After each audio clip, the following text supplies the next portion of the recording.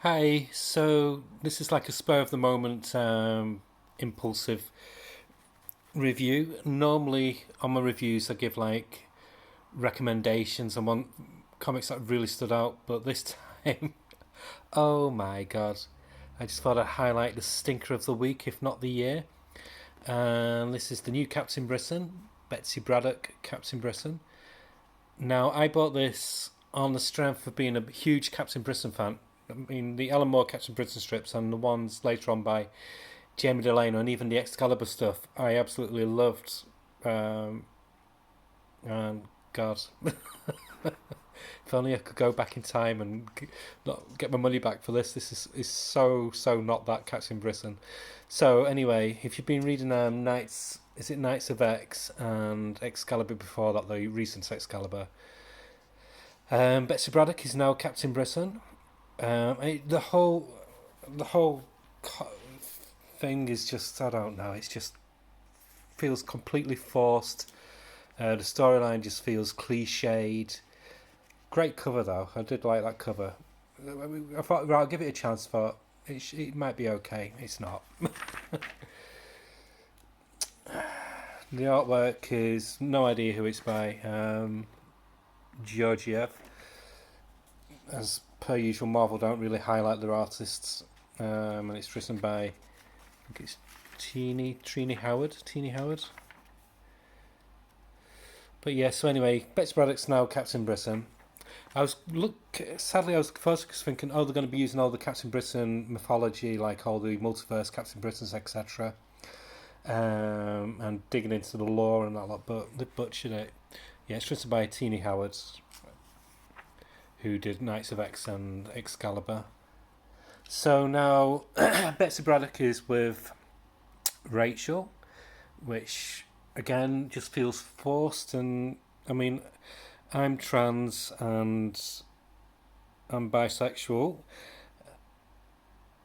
so and I find it cliched, and I just found it forced. It doesn't feel like a natural relationship. It just feels like something they've just done to get brownie points in the LGBTQ community. It doesn't. If they're gonna have gay, lesbian, trans, whatever characters, do it with characters that are gay, lesbian, trans, etc.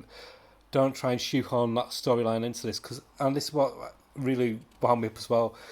They kept on like doing pages where just focusing on their relationship, and the dialogue was so clunky and it's like, oh, stop it. It's just like fan fiction. Um, yeah, it was a slog. It was a slog to read. It was 30 pages, and it felt like I was reading 60.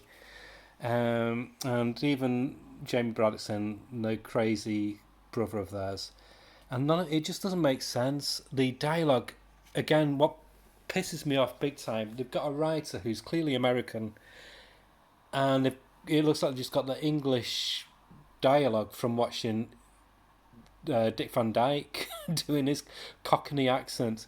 Everybody calls everybody love, everybody dear, and they call people love where it doesn't make sense. Like one of the characters, Morgan Le Fay, she calls somebody little love. Nobody ever says, "Hey, little love."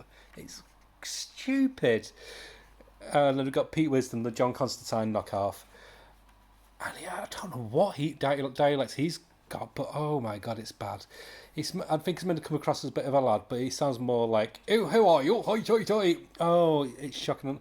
This is like this dialogue here, where she says, "Here, you can kiss me and discuss our plans at the same time, unless you can't even think straight." I mean, please. Oh, it's insulting. Oh, it's just bad. I'm not understood the plot. Just it's not cohesive. None of it follows through. It's just like she's put story beats in, and then kind of like just put her dialogue around the story beats, the story outline, and it's clunky as hell. Like Morgan Le Fay, it's not. Oh, it's just it's just camp. It's nothing. No, it's bad. The links in the story, there's so many gaps and holes. It's shocking, and the Furies are wasted. Furies are meant to be terrifying and scary and apocalyptic, and they're meant to send shockwaves through the country when you see them. And these are just like second-rate Cybermen is how she's written them. And Brian Braddock now is basically, he's just become this whiny, big, upper middle class guy now, just going, "Ooh, ooh, ooh, ooh." And it's like, oh please. And that's what I liked about the old Captain Britain. Yeah, he was a bit of a dick, Brian Braddock, but that's what made him a rounded character. He had his foibles and his flaws, whereas this is just clunky. Now, all the Captain Britons are female. Again, it's just, I don't know. It's not Captain Britain, it's something else. And Pete Wisdom, it's a wasted character. There's no rhyme, no reason why he's here. And the team who he works with, it's just like something from Sarah Jane Adventures or something like that, some YA fiction. Yeah, it's just, it was a slog to read through. Like I said, I kicked myself. I thought, no, I'll give it a chance, because I always try stuff when people are negative about something, thinking it's got to have redeeming features, and it hasn't. Like this bit here. It's like, what the hell is that? Yeah, oh yes, we're all a team. Let's all put our hands on top of one another. Oh, it's shocking. It really is. I mean, the only reason it's rated Team Plus is because of the relationship between Betsy and Rachel. And like I said, it's the most forced relationship I've ever seen.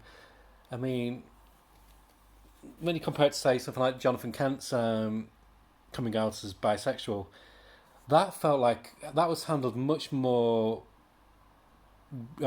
sensitively and just natural, whereas it's not. It doesn't. It's just like, let's just do a random about turn in the characters' personalities. Yeah, it's one of it. If we give it a mark out of 10, I'd give it a 2. And the artwork doesn't stand out. It's clean. It does the job. But it's not a name I'd remember. It's not a style that sticks in your head. And yeah, I'm really annoyed at myself for buying it, to be honest. You know that feeling when you feel like, oh, because I was kind of like anticipating, because like I said, I love Captain Britain, the whole concepts behind Captain Britain, because there's not many British superheroes in Marvel. There's Captain Britain, Black Knight, and is the Black Knight English or is he American now? I don't know. And I think that's it. Union Jack.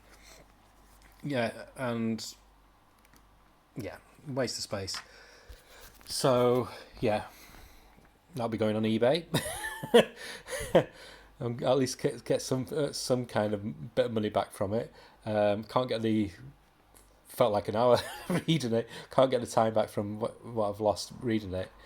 Like I said, nice cover, and that's about it. A very, very disappointing comic. I